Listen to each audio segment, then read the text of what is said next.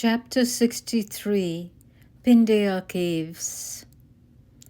Our general route of travel with our father, a number of times, had been from Kalor to Angban and back, but one day, while we were boarders, Yunus paid us a visit and took us in a jeep to the Pindaya Caves, which were about 15 miles from Kalor.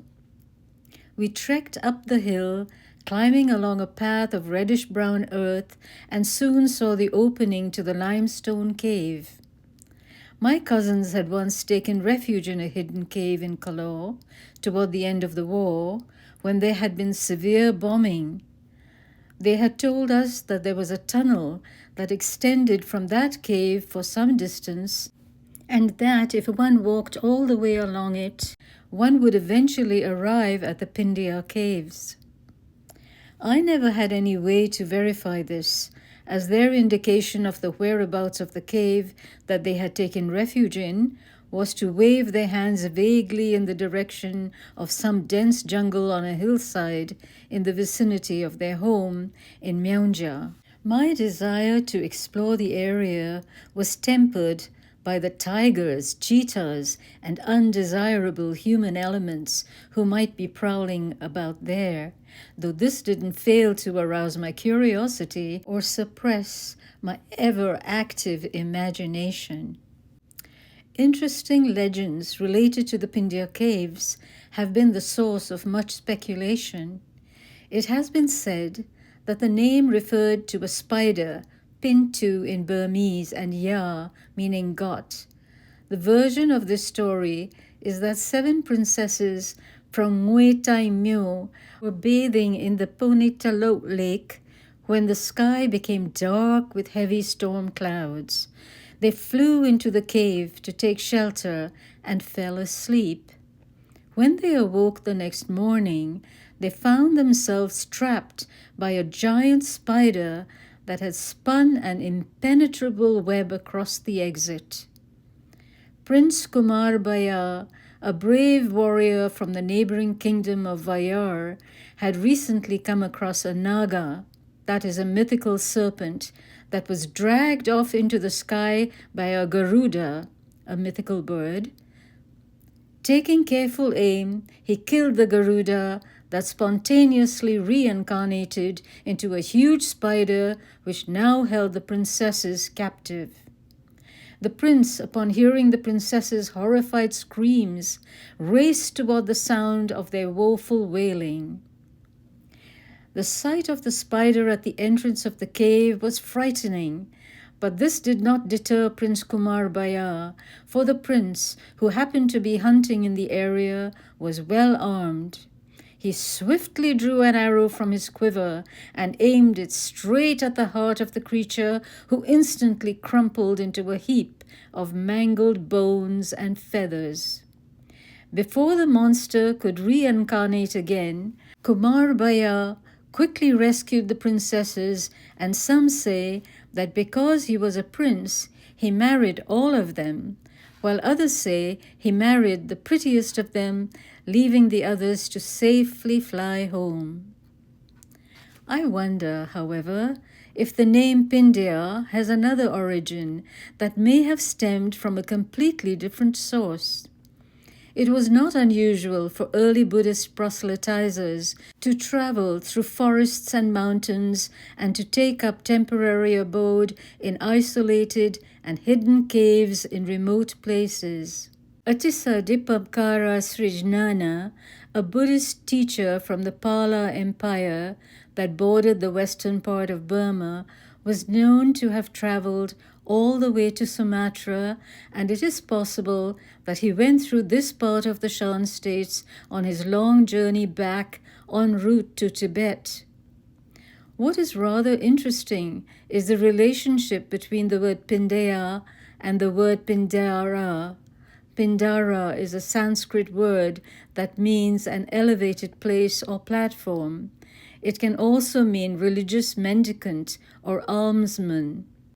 The R sound does not exist in the Burmese alphabet and is usually pronounced as Ya, so it is possible that the cave was used by a Buddhist monk possibly Atisa Dipamkara Srijnana, who begged for alms as he was supposed to do, and the name of the place evolved from that. As I stood in the hollow cavern, I saw the stalactites pointing downwards in the direction of the countless Buddhas, indicating to me their serenity, while the stalagmites pointed upward toward nirvana.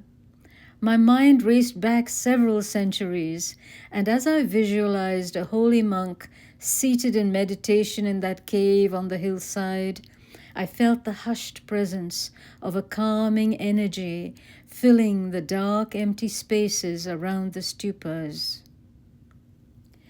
We then drove on another 7 or 8 miles toward the inlay lake, and as we drew near, we could see a wide expanse of water set against a low range of bluish mountains.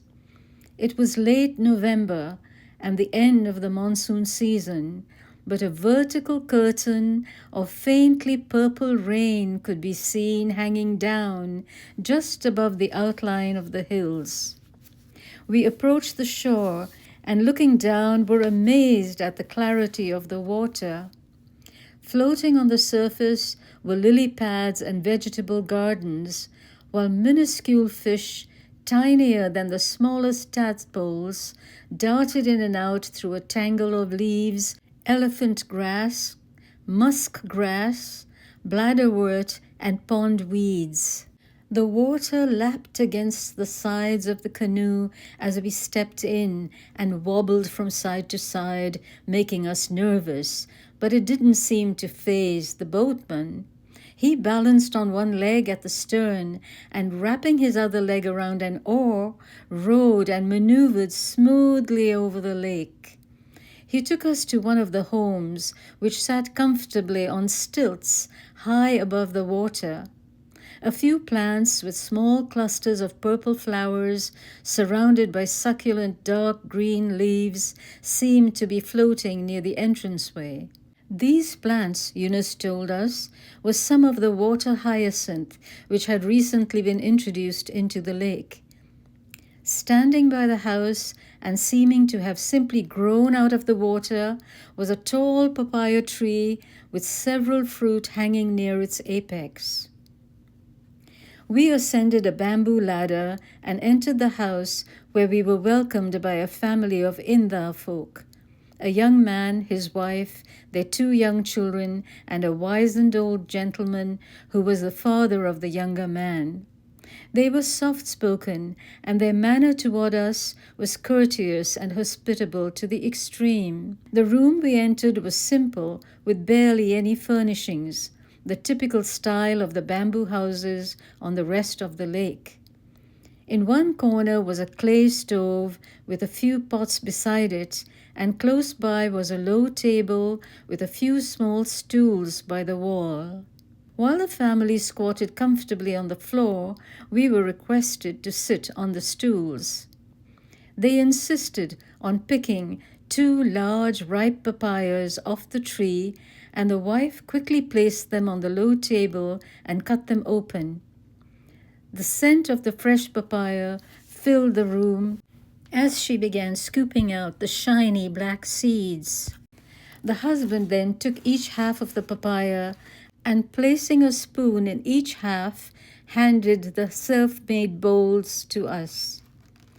I was moved by the generosity and also marveled at the way in which so many fruits are formed, almost as if planned specifically for the ease of human consumption. Though the day was warm, the flesh of the fruit was cool and sweet, and its softness melted in my mouth. A wooden loom upon which silk threads were arranged in neat rows was the major item in the room, and a half-finished piece of silk lay tightly woven on it. Later, the wife laid out a beautiful display of silk lounges with zigzag patterns of colored threads running through them. It was late in the afternoon when we arrived, and the setting sun reflected off the lake. The air had warmed considerably, heightening the mingled sense of flora and fauna in and around the water. As we prepared to leave, a cool breeze gently blew across the lake, and a quiet settled over the land, accentuated by the occasional call of a bird. We returned to Kalor with an almost primeval sense of inner peace and fulfillment. Not long after our visit to Inlay Lake, we heard that a group of Boy Scouts from Kingswood School went on a camping trip to the same area. We had attended Kingswood School ourselves a short time earlier and knew some of those who went on that trip. The boys, who were grouped into teams, clambered on board, trying hard to maintain their balance as they stepped onto the various boats that had been rented. We never learned exactly what happened, but heard that 2 of the boats capsized, spilling the boys into the water. Most of them were unable to swim, and life jackets were a thing unknown.